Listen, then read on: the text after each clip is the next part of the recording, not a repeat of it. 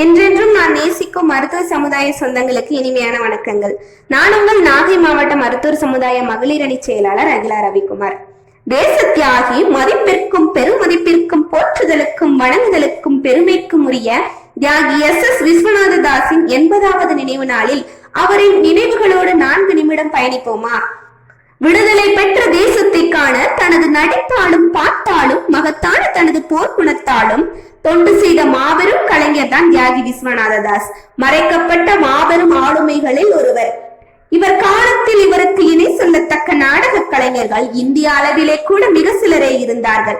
1886ஆம் ஆண்டு ஜூன் மாதம் 16ஆம் நாளில் சிவகாசியைச் சேர்ந்த சுப்பிரமணிய பண்டிதருக்கும் ஞானாம்பாள் அம்மையாருக்கும் மகனாக பிறந்தார்.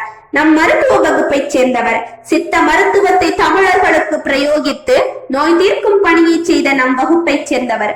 விஸ்வநாத தாஸின் இயற்பெயர் தாஸ் கரிதாஸ்.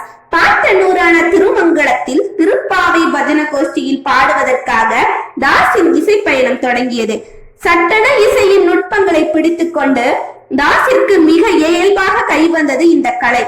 8 வயதிற்குள் ஊர் பண்டிகை நிகழ்ச்சிகள், கோயில் நிகழ்ச்சிகள் தாஸ் இல்லாது நடக்காது என்ற நிலையை உருவாக்கினார். வெங்கல குரலில் ஊரை கட்டி போட்டு இருந்தார் தாஸ்.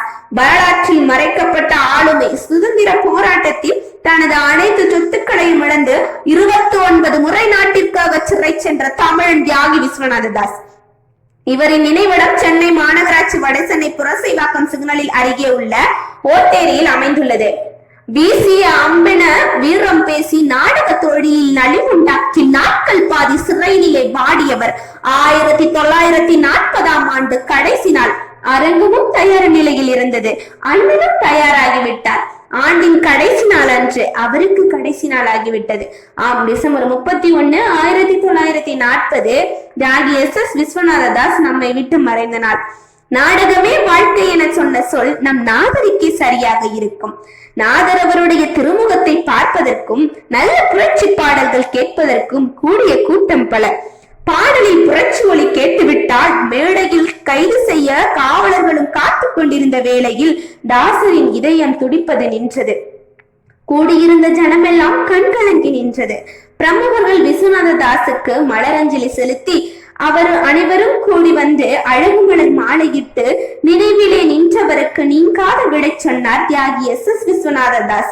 தியாகி எஸ் விஸ்வநாத தாஸினுடைய 80வது நினைவு தினம் இன்று. ஐயாவின் புகழை பாடி நினைவில் கொள்வோம். இறக்கும் தருவாயில் முருகன் வேடமிட்டு பாரதியின் கொக்கு பறக்குதடி பாப்பா, வெள்ளை கொக்கு பறக்குதடி பாப்பா என்ற சுதந்திர தாகத்தை மக்களுக்கு ஊட்டியபடி உயிரிழந்தார். உயிர் பிரியும் நேரத்திலும் இந்திய விடுதலைக்கு குரல் கொடுத்த நம் தியாகி விஸ்வநாத தாஸ். மதுரை மாவட்டத்தில் திருமங்கலத்தில் தியாகி எஸ் விஸ்வநாத தாஸிற்கு மணிமண்டபம் தமிழக அரசால் கட்டப்பட்டு உள்ளது. அன்னாரது நினைவு நாளில் தமிழ்நாட்டில் உள்ள மாவட்டங்களின் தலைநகரங்களில் அன்னாரின் திருவுருவ சிலை நிறுவப்பட வேண்டும் என்பது நம் ஒவ்வொரு மருத்துவனின் குரலாக இருக்க வேண்டும் என்று சொல்லி நன்றி, வணக்கம்.